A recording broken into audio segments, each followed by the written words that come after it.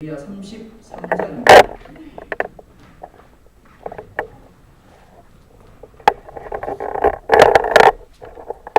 33장 14절부터 26절까지의 말씀.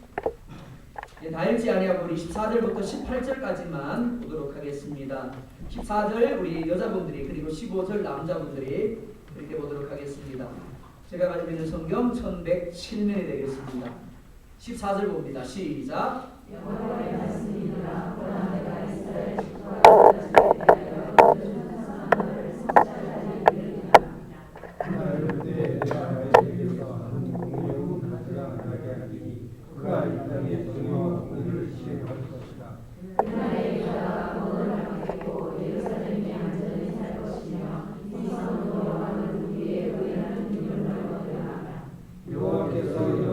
말씀하시니라. 이스라엘 집의 왕이 앉을 사람이 다윗에게 영원히 끊어지지 아니할 것이며 내 앞에서 번제를 드리며 소제를 사르며 다른 제사를 항상 드릴 때 이 사람 제사장으로 끊어지지 아니하리라 하시니라. 아멘. 기도하겠습니다. 하나님 말씀을 듣습니다.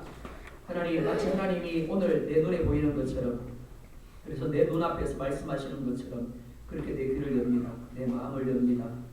그 말씀이 내 영과 내 혼과 내 관절과 골수를 찔러 쪼개어 새롭게 함으로 내 생각이, 내 말이, 내 행동들이, 내 습관과 태도와 방식들이 바뀌어지고 하나님의 사람으로 더 온전해지고 나를 통하여 수많은 사람들이 하나님을 보고 하나님의 역사를 보게 하여 주옵소서. 예수님의 이름으로 기도드리옵나이다. 아멘. 자, 말씀 제목 우리 옆 사람을 보면서 고백하겠습니다. 시작. 힘을 좀 주셔야 됩니다. 그럴 때는 그냥 말씀에 대한 신뢰를 회복하다 이게 아닙니다. 그죠? 자, 힘을 주고 한 번 더 하겠습니다. 시작. 그렇게 될 줄 믿습니다. 네, 꼭 하라 그러면 안 하는 사람들이 있네요. 말씀에 대한 신뢰를 회복하라라는 제목으로 하나님의 말씀 증거하겠습니다. 여러분들에게 묻습니다. 성경이 하나님의 말씀 맞습니까? 네, 5사람이 대답했습니다. 주님, 다시 물을게요. 성경이 하나님의 말씀 맞습니까? 네. 그리고 성경이 하나님의 말씀이라면 그 말씀을 신뢰하고 있습니까? 네. 하나님의 입에서 나온 모든 말씀은 정말 하나도 틀림없이 폐함이 없이 온전히 이루어집니까? 네. 감사합니다. 창세기 3장 15절을 보면 이렇게 말씀을 합니다. 여인의 후손이 와서 뱀의 머리를 깨뜨릴 것이다. 무슨 말인가 이해가 되시나요? 여러분 창세기 3장 15절을 읽으면서 예수님에 대한 이야기구나. 그럼 여러분들은 대단한 분입니다.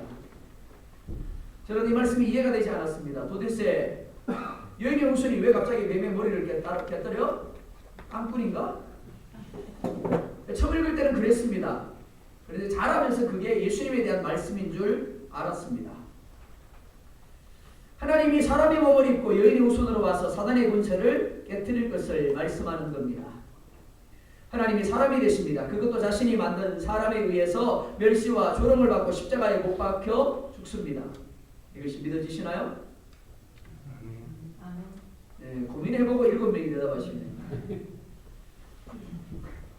사실 인간이 가지고 있는 정상적인 지성으로는 결코 이해할 수도 없고 믿을 수도 없는 이야기입니다.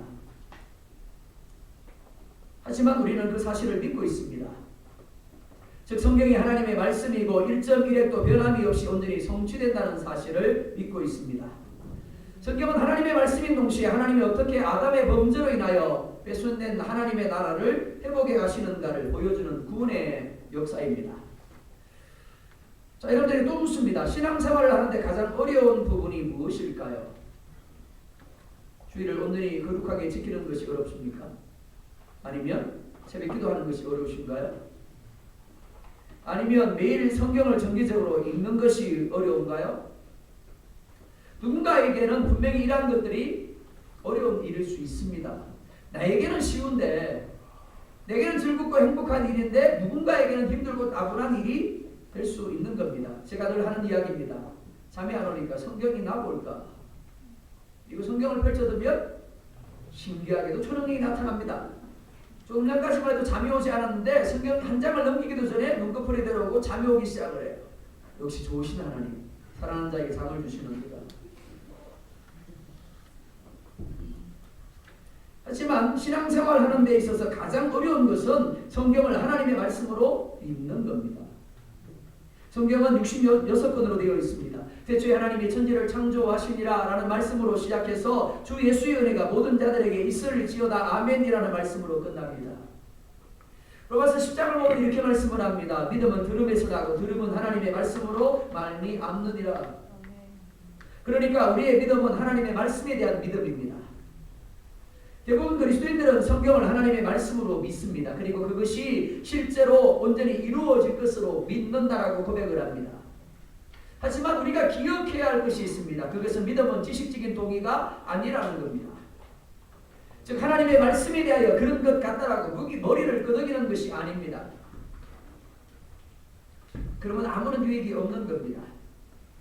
외줄타기 선수가 나이아가라 폭포를 자유자재로 왔다 갔다 합니다. 그리고 이렇게 묻습니다. 내가 사람을 업고도 이것을 할 수 있다고 믿으십니까? 그러자 관중들은 이렇게 대답을 합니다. 네, 믿습니다. 그러자 외줄타기 선수가 다시금 이렇게 말합니다. 그렇다면 나와 같이 건너가실 분.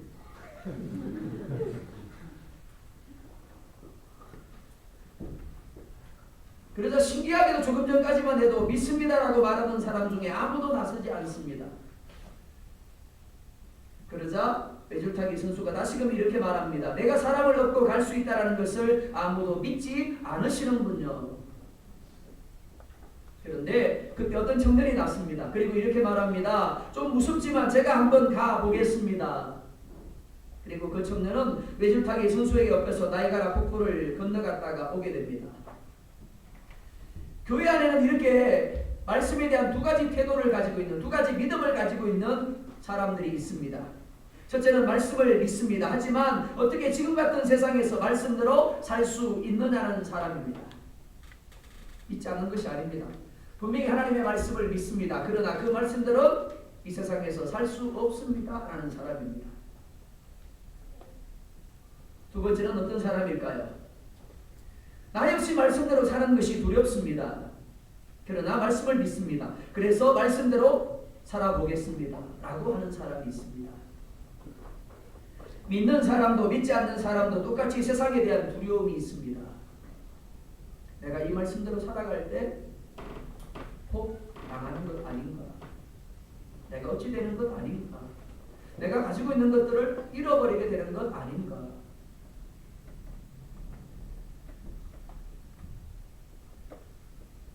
믿음이 있다고 해서 두렵지 않은 것이 아닙니다. 믿음이 있다고 해서 그 안에 의심이 생기지 않는 것이 아닙니다.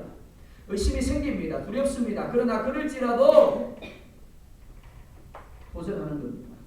그리고 믿고 순종하고 나면 그 두려움이 없어지게 되고 담대함을 가지게 되는 겁니다. 그리고 더 많은 것들에 도전을 하게 되는 겁니다. 창을 띄워주실래요? 믿음을 의미하는 단어가 두 가지가 있다고 했습니다. 피스티스와 피스티오라는 단어입니다. 자, 피스티스라는 단어를 한번 읽어볼까요? 시작. 거기까지요. 자, 피스티스라는 명사입니다. 명사라는 말의 의미가 이름이라는 이야기입니다. 이름입니다. 그러니까 내 안에 만들어지는 이론입니다. 그 의미가 뭐라고요? 진리에 대한 신뢰와 확신입니다. 그리고 이 단어는 페이도라는 동사에서 유래가 되었습니다. 그러니까 시작이 뭐라고요? 명사가 아닙니다. 동사입니다. 그 동사가 움직여서 어디로 들어왔어요? 내 머릿속으로 들어왔어요. 페이도라는 동사가 내 머릿속으로 들어와서 명사가 만들어진 겁니다. 생각이 만들어진 겁니다. 그런데 그 페이도라는 동사가 의미하는 의미가 무엇이냐면 확신하다, 의존하다, 순종하다입니다. 자, 여기서 뭐가 나오는가 하면 피스티오라는 동사가 나옵니다. 의미를 같이 읽어보겠습니다. 시작.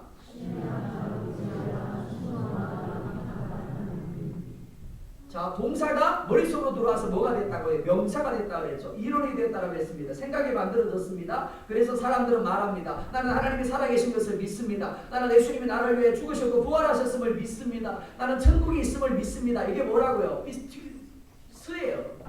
명사입니다. 명사, 생각입니다. 그 생각이 그 다음에 뭘로 가야 된다고요? 동사로 가야 되는 겁니다. 신뢰하고 의지하고 순종하고 위탁하는 동사로 가는 겁니다. 자, 믿음이라는 것을 정리를 해볼게요. 믿음은 뭐라고요? 시작.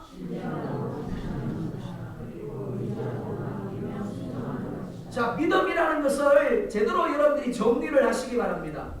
믿음은 신뢰하는 겁니다. 그리고 확신하는 겁니다. 그리고 의지하고 맡기며 순종하는 겁니다. 만약에 여러분들이 믿습니다. 그런데 순종하지 않아요. 맡기지 않아요. 의지하지 않아요. 그럼 뭐라고요? 지금 명사의 자리에 머물러 있는 겁니다. 믿음은 진리에 대한 신뢰와 확신이라는 생각으로부터 출발합니다. 하지만 이것이 끝이 아닙니다. 동사가 되어야 합니다. 신뢰하고 확신함으로 인하여 의지하고 맡기며 순종하는 행동이 나와야 하는 겁니다. 하지만 실상은 그러지 못한 것이 사실입니다. 성경은 하나님의 말씀입니다. 그리고 하나님은 반드시 66권을 통해서 말씀하신 대로 이루실 것입니다. 따라서 우리가 이를 믿는다라면 목숨을 걸고라도 내가 가진 모든 것을 잃어버릴 각오를 하고라도 말씀에 순종해야 하는 겁니다. 하지만 대부분의 그리스도인들에게 하나님의 말씀은 절대성을 가지지 못하는 것이 사실입니다. 하나님이 내가 너 지켜줄 거야. 하나님이 너 보호해 줄 거야. 내가 너를 축복할 거야? 아니요. 나는 내가 지켜야 되겠어. 하나님보다 누가 두려워요? 대통령이 두려워요. 하나님보다 누가 두려워요? 내 옆에 있는 누군가가 더 두려운 겁니다. 하나님이 두려운 것이 아니라 내 아내가 더 두려워요. 내 남편이 더 두려워요.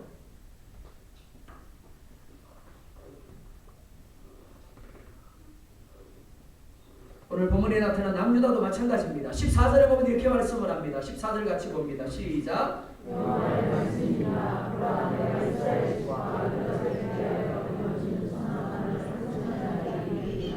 아멘. 우리는 지금 예레미야가 기록한 말씀을 보고 있습니다. 하지만 예레미야의 말이 아닙니다. 예레미야서라는 이름이 붙어 있지만 예레미야의 말이 아니에요. 예레미야의 이야기가 아닙니다. 이렇게 말씀을 합니다. 여호와의 말씀이니라. 하나님이 무엇이라 말씀합니까? 이렇게 말씀을 합니다. 내가 이스라엘 집과 유다 집에 대하여 일러 주었다. 그리고 그것은 선한 말이라고 말씀을 합니다. 하나님의 입에서 나온 말은 모두가 선한 말입니다. 왜냐하면 우리를 향한 하나님의 본심이 징계와 고난이 아니라 평강이요 축복이기 때문에 그렇습니다. 하나님이 일러주시는 이유가 무엇입니까? 첫째 읽어봅니다. 시작. 하나님이 왜 성경이라는 것을 우리 가운데 주셨는가를 기억하시면 좋겠습니다. 첫째, 역사를 주관하시는 분이 하나님이심을 알게 하기 위함입니다. 둘째, 시작. 맞습니다. 역사란 하나님이 말씀하신 대로 이루어지는 것이다. 그것을 우리 가운데 알게 하기 위함입니다. 세 번째, 그래서 뭐 하라고요? 맞습니다. 그러니까 하나님을 신뢰하라는 겁니다. 그러니까 하나님 앞에 순종하라는 겁니다. 그래서 이렇게 말씀합니다. 성취할 날이 이러리라. 우리가 성경을 보면서 생각해야 할 것이 바로 이것입니다. 성경은 과거 속에 일어난 일들을 우리에게 알게 하기 위하여 기록된 역사책이 아닙니다. 과거 역사가 하나님이 말씀하신 대로 하나님이 계획하신 대로 되었고 앞으로 살아가게 될 우리의 역사, 우리의 삶도 하나님이 말씀하신 대로 이루어질 것을 믿게 하기 위하여 기록된 것입니다. 성경이 우리에게 요구하는 건 한 가지 사실입니다. 믿으라, 그러게 될 것이다. 바로 그것입니다. 하나님이 이스라엘 백성들이 광야에서 머문 40년 동안 만나와 메추라기를 먹입니다. 그리고 그 이유를 신명기 8장 3절은 이렇게 말씀을 합니다. 같이 봅니다. 시작.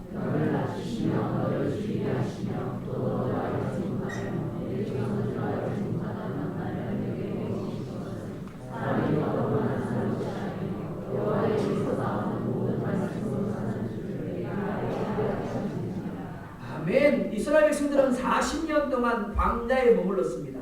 그런데 성경은 그들이 농사하지 아니했고 그들이 옷을 짜지 아니했다라고 말합니다. 그런데도 성경은 이렇게 말합니다. 그들의 발이 부르트지 아니하였고 그들의 의복이 헤어지지 아니하였더라. 하나님이 먹였대요. 하나님이 입혔대요. 하나님이 지켜주셨더래요. 왜 하나님이 그렇게 하셨다고요? 이렇게 말씀하죠. 여호와의 입에서 나오는 모든 말씀으로 사는 줄을 알게 하려 합니다.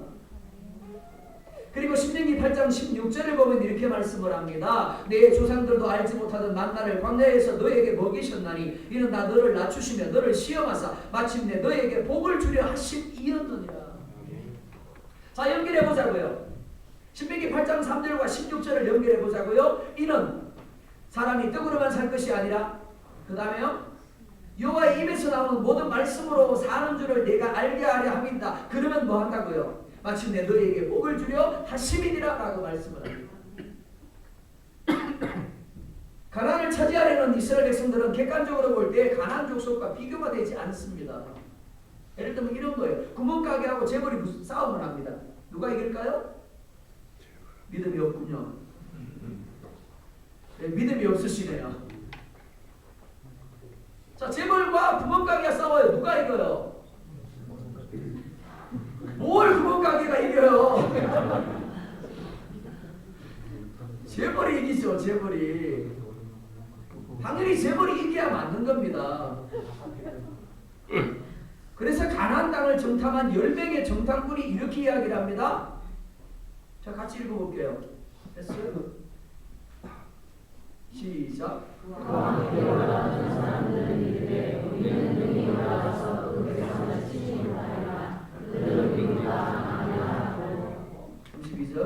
이스라엘 자손 앞에서 그 정탐한 나라를 강하게 우리가 돌아다니며 정탐한 땅은 그도 주의를 삼는 나라이요 거기서 모든 백성은 신나게 강하여 자라며 3절 거기서 내게 구속이 나라 자신의 거리를 구하나니 우리는 스스로 그의 복을 드리하더니 그의 복의 복과 같았을 것이다. 아멘. 자, 이렇게 말합니다. 그들은 우리보다 강하다. 틀렸나요? 맞나요? 맞죠? 이렇게 말합니다. 그 땅의 모든 백성의 신장이 장대한 아낙 자손이다. 맞나요? 틀리나요? 맞습니다. 그래서 결론은 이렇습니다. 그들이 보기에도 우리가 생각하기에도 우리는 메뚜기와 같을 것이다. 하나도 틀린 말이 아닙니다. 자, 오해하시면 안 돼요. 우리가 하나님의 자녀가 되었고 믿음의 백성이 되었지만 그렇다고 해서 세상이 우리에게 호의적이 되는 것이 아닙니다. 여전히 세상을 향하여 우리는 두려워요. 과연 하나님이 축복하실까? 염려스러워요. 의심할 수밖에 없는 겁니다. 그게 현실이에요. 그런데 하나님 뭐라 말씀합니까? 내가 40년 동안 너희에게 만나를 내려주고 내가 40년 동안 너희에게 메추라기를 먹여주고 내가 40년 동안 지켜주고 입혀주지 않았느냐. 그러니까 가나안 땅에 들어가도 어떻게 하라고요? 내 말만 믿으라는 겁니다. 모세가 죽기 전에 2번씩이나 똑같은 설교를 합니다. 그런데 결과가 어떻게 되었을까요? 그들은 모세를 통해 선포된 하나님의 말씀을 믿은 것이 아니라 현실을 믿습니다. 그래서 현실을 두려워하며 타협해서 결국 우상의 길로 가고 범죄의 길로 가게 되는 겁니다. 그리고 모세를 통해서 말씀하신 대로 하나님이 주신 복을 잃어버리고 이방인의 손에 넘겨지게 됩니다. 자, 세계를 보면 이런 이스라엘 백성들의 범죄와 회복의 반복의 과정들을 우리 가운데 보여줍니다. 죄를 범하니까 하나님이 징계합니다. 다시 울면서 하나님 그러니까 살려줍니다. 좀 살 것 같으니까 다시 범죄의 길로 갑니다. 그럼 하나님이 또 징계하시죠.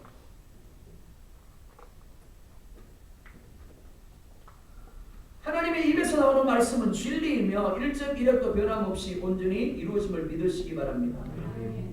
그러니까 하나님은 우리를 향하여 이렇게 말씀을 합니다. 너희를 둘러싼 상황이 아니라 너희의 생각이 아니라 하나님의 입에서 나오는 말씀으로 살아야 한다. 그러면 내가 말한 대로 너희에게 복을 줄 것이다. 여러분들 자신을 향하여 한번 물어보시기 바랍니다. 나는 정말 하나님을 믿고 있는가? 나는 정말 하나님의 말씀을 믿고 있는가? 그래서 하나님 말씀 가운데 순종하고 있는가? 결론은 아니요. 시편 127편은 이렇게 말씀을 합니다. 여호와께서 집을 세우지 아니하시면 세우는 자의 수고가 헛되며 여호와께서 성을 지키지 아니하시면 파수꾼이 깨어 있음이 헛되도다. 너희가 일찍 일어나고 늦게 누우며 수고의 떡을 먹음이 헛되도다. 우리는 우리가 노력하고 애쓰는 만큼 더 많은 결과물을 얻을 것이라고 생각을 합니다. 그래서 공부하죠. 그래서 열심히 일합니다. 그래서 아침 일찍 일어나서 사업장으로 나아갑니다.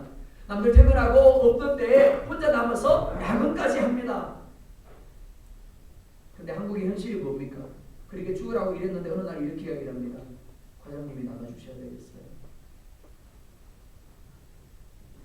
가정도 돌보지 않고 밤늦게까지 그렇게 열심히 일을 했는데 결과적으로는 당신이 나가줘야 되겠습니다 하고 말하는 겁니다.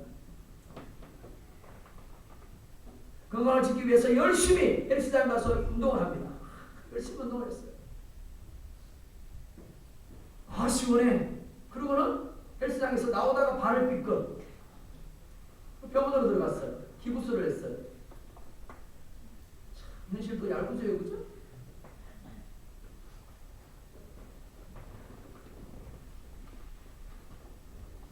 지난주간에 한 분을 신방하면서 그런 이야기를 나누었습니다.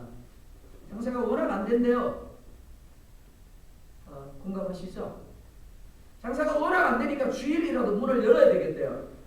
왜 교회를 안 나오냐고 그랬더니 워낙 장사가 안 되니까 주일날 장사되는 그것 가지고라도 손실을 좀 보전해야 되겠다고. 그래서 교회 나올 수 없다고 이야기를 합니다. 그번에 제가 뭐라 그랬게요? 시편 117편의 말씀을 이야기했어요. 열심히 벌었어요. 근데 갑자기 병이 났어요. 병 가서 치료비를 내고 나니까 버는 것보다 더 많이 나갔네. 우리는 분명히 열심히 일을 해야 합니다. 아침 일찍 일어나야 되고 늦게 누워야 맞습니다. 그게 우리에게 주어진 사명이에요. 직장에서, 사업장에서, 그리고 가정에서 그렇게 해야 합니다. 하지만 우리가 기억해야 할 것이 있습니다. 우리가 아무리 애쓰고 노력해도 하나님이 함께하지 아니하시면 그 모든 애쓰는 것과 열심이 헛된 것이 된다는 겁니다. 우리의 노력과 애씀이 열매 맺도록 하시는 분이 하나님입니다. 그리고 그 열매를 누리게 하시는 분도 하나님이십니다. 그래서 시편 112편은 할렐루야 여호와를 즐거워하고 그 계명을 즐거워하는 자에게 부와 재물을 주실 것이다라고 말합니다. 물질이 쌓여지게 할 것이다라고 말합니다. 우리는 분명히 누구나 할 것 없이 이를 믿는다라고 고백을 합니다. 하지만 삶의 현장 속에서 우리는 염려가 되어서 하나님께 우리의 삶을 맡기지 못합니다. 순종하지 못합니다. 그런데 마태복음 6장 33절은 이렇게 말씀을 합니다. 먼저 그의 나라와 그의 의를 구하라. 그리하면 이 모든 것을 너희에게 더하시리라. 구하라라는 말은 맡기라는 이야기입니다. 믿음은 두려움도 염려도 하나님께 다 맡기는 겁니다. 그리고 하나님의 입에서 나온 말씀대로 내 삶을 하나님께 맡기는 겁니다. 그러면 하나님이 하시는 겁니다. 하나님이 다윗을 내 마음에 합한 자라고 하신 이유가 여기에 있습니다. 다윗은 생각 없는 사람이었습니다. 그렇죠? 다윗은 감정 없는 사람이었습니다. 맞죠? 성경은 그렇게 말씀하고 있지 않습니다. 다윗도 생각이 있고 다윗도 뜻이 있고 다윗도 감정이 있었습니다. 그러나 그는 하나님을 향하여 묻습니다. 하나님 어떻게 할까요? 그리고 하나님이 말씀하신 대로 주변에서 말립니다. 왕이여 그렇게 하면 안 됩니다. 하나님 왕이여 이렇게 해야 됩니다. 그런데 다윗은 자신의 생각이나 주변 사람들의 소리에 따라서 반응하지 아니하고 오직 하나님의 주신 말씀을 따라 순종했습니다. 그랬더니 어떻게 되었더라고요? 하나님이 다윗이 다스리던 그때 이스라엘에 전무후무한 축복을 주셨다라고 말씀을 합니다. 솔로몬이 뛰어난 게 아니에요. 오해하시면 안 됩니다.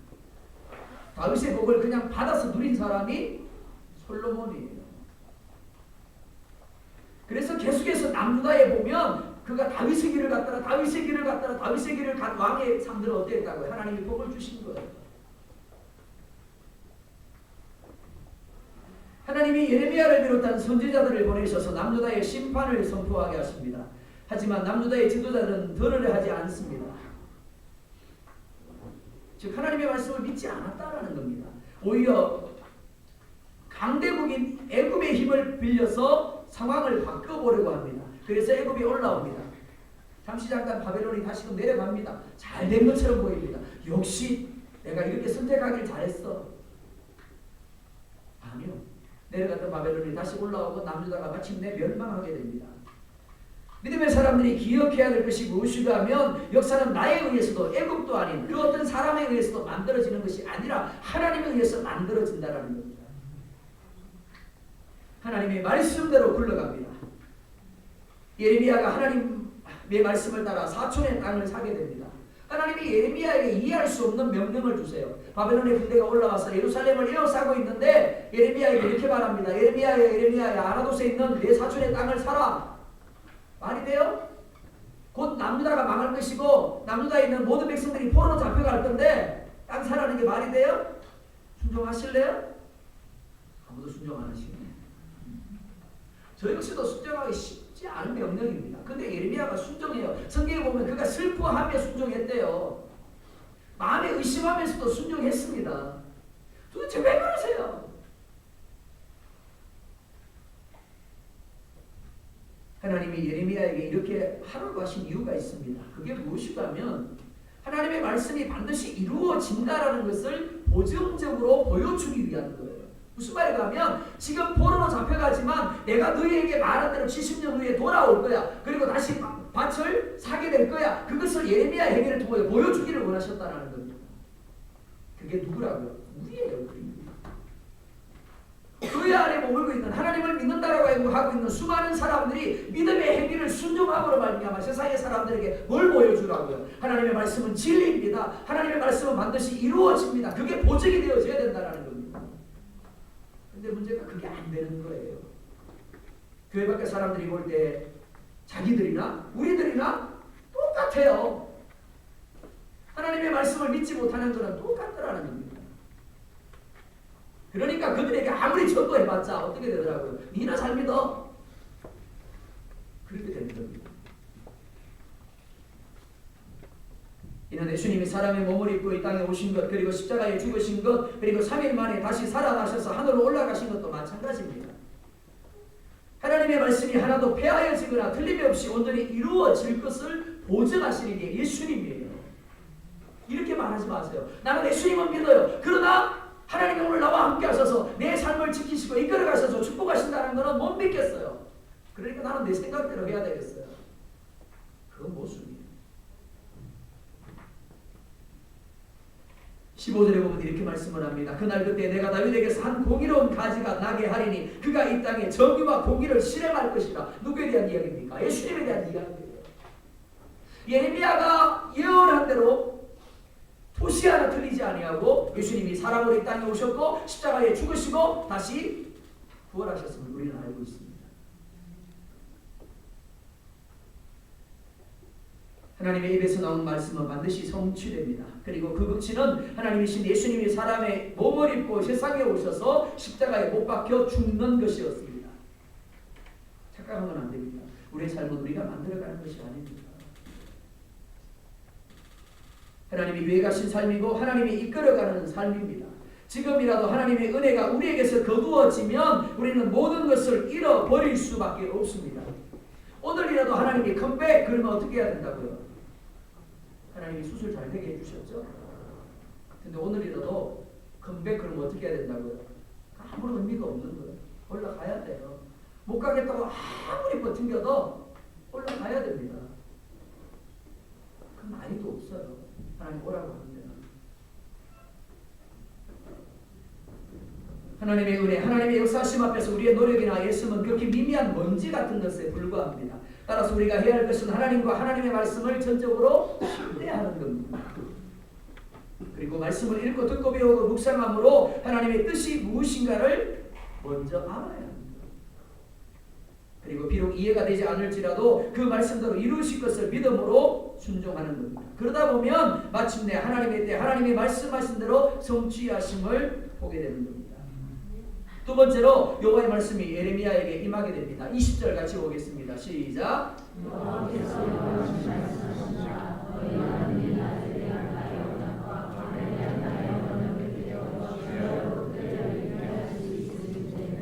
아멘. 혹시 어젯밤에 주무실 때 오늘 낮이 오도록 기도하신 분 계십니까? 아무도 안 계신가요? 저는 혹시나 누군가 기도했을 것이라고 기대를 했습니다. 우리가 기도하지 않는데도 불구하고 아침이 왔습니다. 낮이 왔습니다. 그리고 또 어김없이 우리가 기도하지 않는데도 불구하고 밤이 오게 될 겁니다. 세상에 있는 동안에는 낮과 밤이 어김없이 반복되어질 겁니다. 사람들은 이를 이상하게 여기지 않습니다. 왜 낮이 왔지? 그렇게 생각하시나요? 아니요. 한 번도 아마 이상하게 생각하지 아니하고 당연한 것으로 여길 겁니다. 하지만 성경은 당연한 것이 아니다라고 이야기를 합니다. 자, 예레미야 31장 35절을 보겠습니다. 시작. 여호와께서 이와 같이 말씀하십니다. 그는 내 나의 기적을 주셨고 바다가 그를 마음에 기적을 정하셨고 바다를 견들하고 땅으로 쓰지 않으니 그의 이름은 만군의 여호와라 하니라. 아멘. 저절로 낮과 밤이 반복되는 것이 아니다라고 말씀을 합니다. 아침이 되면 해가 떠오르고 밤이 되면 달이 떠오르는 것이 저절로 되는 것이 아니다라고 말씀하죠. 하나님이 그렇게 정하셨다라고 말씀을 합니다. 낮과 밤은 하나님이 뭘 보여준다고요? 실존을 보여주는 겁니다. 그러니까 여러분들이 지난 밤에 잠들었다가 깨어서 낮이네? 뭐예요? 하나님이 살아계시네?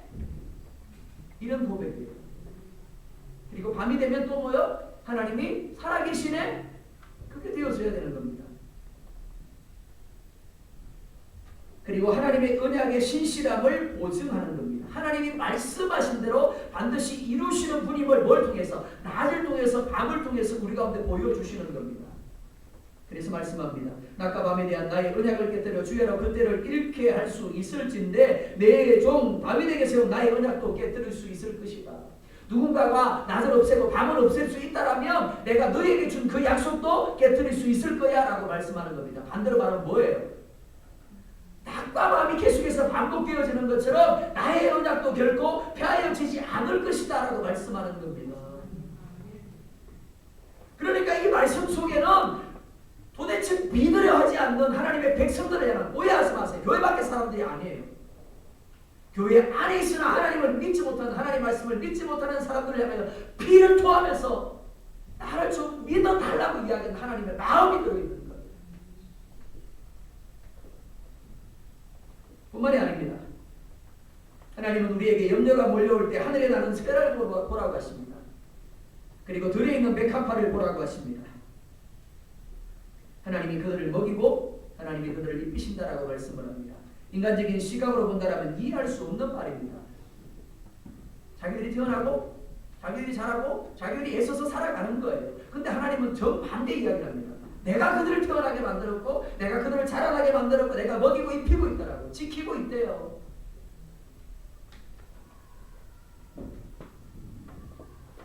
왜 하나님이 이렇게 새와 백합화를 예로 들면서 이야기하실까요? 우리의 지혜로는 결코 하나님의 섭리를 이해할 수 없기 때문입니다. 우리의 수준이 뭐 수준이라고요? 새 수준이에요. 백합화 수준이에요. 그래서 우리 가장 가까이 있는 가장 쉽게 접할 수 있는 새와 백합화를 통해서 하나님께서 우리와 함께하고 계시고 하나님께서 우리의 삶을 주관하고 계심을 보증해 주시는 겁니다. 이는 낮과 밤도 마찬가지입니다. 변함없이 반복되는 낮과 밤을 통해서 변함없는 하나님의 약속을 우리에게 보증해 주시는 겁니다. 그러니까 내 힘으로 어찌할 수 없는 상황을 만나거나 혹은 내 마음에 갈등이 생겨서 무언가를 선택해야 할 때 혹은 내 마음에 답답함이 몰려올 때 내 마음에 말씀에 대한 의심이 생길 때 뭘 하라고요? 낮과 밤이 반복되는 걸 생각하라는 겁니다. 그리고 하늘 나는 새를 보고 들에 피해 있는 백합화를 보라는 겁니다. 그리고 생각하는 거예요. 아, 하나님이 나와 함께 하시는구나. 하나님이 나의 삶을 이끌어가고 계시는구나. 하나님의 말씀이 이루어지고 계시는구나. 그렇게 생각하셔야 돼요. 로마서 5장 8절을 보면 이렇게 말씀을 합니다. 우리가 아직 죄인 되었을 때 그리스도께서 우리를 위하여 죽으심으로 하나님께서 우리에 대한 자기의 사랑을 확증하셨느니라. 예수님의 죽음이 뭐라고요? 말씀에 대한 보증이라는 겁니다. 하나님 우리를 얼마나 사랑하시는지 보증해 주시는 겁니다. 이것이 때까지 이스라엘 백성들을 향한 하나님의 약속이었고 우리들을 향한 약속이기도 합니다. 그러나 이스라엘 백성들은 그 하나님의 약속을 믿지 못했습니다. 그래서 하나님을 버리고 우상을 택했고 하나님의 말씀을 버리고 범죄하다가 결국 아수르와 바벨론에 망하고 포로로 끌려가게 된 거예요. 우리도 마찬가지입니다. 25절 26절을 보면 이렇게 말씀을 합니다. 같이 봅니다. 시작.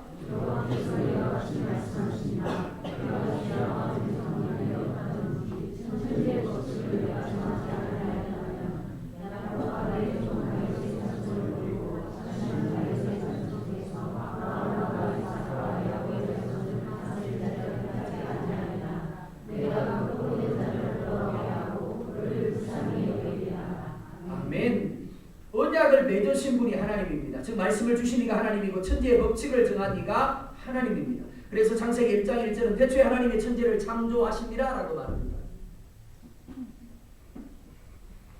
그리고 남유다를 말씀하신 대로 포로가 되게 하셨고 돌아오게 하시는 분도 하나님이십니다. 왜 하나님이 굳이 오래전에 있었던 일을 기록하셔서 우리에게 읽게 하실까요? 하나님의 말씀은 반드시 이루어진다라는 것을 보여주기 위한 겁니다. 우리에게 말씀에 대한 신뢰를 회복하라고 요구하시는 겁니다. 신앙생활은 참 쉽습니다. 신앙생활은 참 좋은 겁니다. 왜 아멘들 안 하세요? 신앙생활은 참 단순합니다. 내 생각 내 뜻을 내려놓고 전적 하나님이 말씀하신 대로 하는 겁니다. 그러면 죽이 되든지 밥이 되든지 하나님이 하시는 겁니다. 우리 교회를 지금은 떠나가셨지만 그분이 떠나가면서 저한테 했던 이야기 바로 그것이었습니다. 목사님 열심히 기도하면서 하나님이 응답을 안 해주신 것에 대해서 불평을 했습니다. 그런데 하나님 정말 살아계십니다. 그리고 그 하나님 내 기도를 듣고 계셨고 하나님 한결까지 사랑해 주셨습니다. 자기가 원하는 방법이 아니라 하나님이 더 나은 방법으로 더 좋은 결과를 그에게 얻게 하셨기 때문에 시편 23편 3절에 이렇게 말씀을 합니다. 내 영혼을 소생시키시고 자기 이름을 위하여 의의 길로 인도하시는 도다. 우리 아이들이 가끔 저한테 했던 이야기가 그런 것입니다. 목사님이 그러면 돼요. 그러면 뭐 다른 말이 필요가 없어요. 제가 우리 김 장로님에게 다른 말을 할 필요가 있겠습니까? 장로님이 그러시면 돼요? 그럼 끝나는 겁니다. 그 다음에 할 말이 없어요. 하늘도 마찬가지입니다. 하나님 이렇게 말씀하시죠. 자기 이름을 위하여 의의 길로 인도하시는니다. 믿음의 배짱을 좀 가졌으면 좋겠습니다.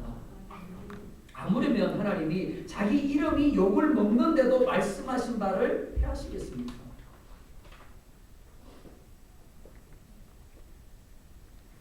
하나님은 그 아들을 주셔도 말씀하신 대로 십자가에서 죽게 하실 정도로 신실한 분이고 우리가 신뢰할 수 있는 오직 한 분인 줄 믿습니다. 여러분들에게 묻고 싶습니다. 정말 하나님의 말씀을 믿습니까? 그런데 여러분이 믿는다라고 하는 그 말씀을 얼마나 알고 있습니까? 저는 한국교회의 실상이 어떤지를 너무 잘 알고 있습니다.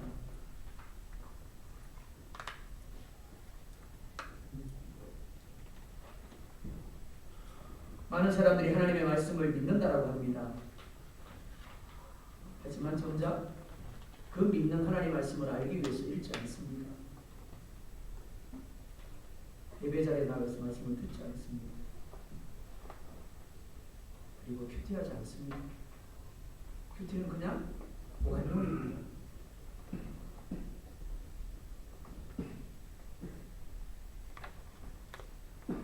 그러다 보니까 정작 교회 안에 있어야 될 하나님의 말씀은 없고 뭐만 있어요? 자기 생각만 있는 거예요. 자기 뜻만 있는 거예요. 그래서 싸워요. 그래서 문제가 생깁니다. 세상 속에 살면서 세상과 타협하고 환경 때문에 절망하는 이유가 여기 있습니다. 하나님의 말씀이 절대성을 갖지 못하는 겁니다. 하나님의 말씀을 신뢰하지 못하니까 하나님의 말씀이 그 삶 속에 살아있지 못하는 겁니다. 그러니까 하나님이 역사하실 수도 없는 겁니다. 어떤 직장은 이렇게 말씀을 합니다.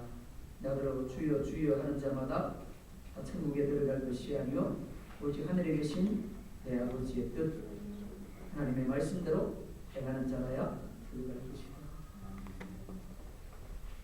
비스티스가 아닙니다. 비스티우입니다. 동사가 아니라 동사입니다.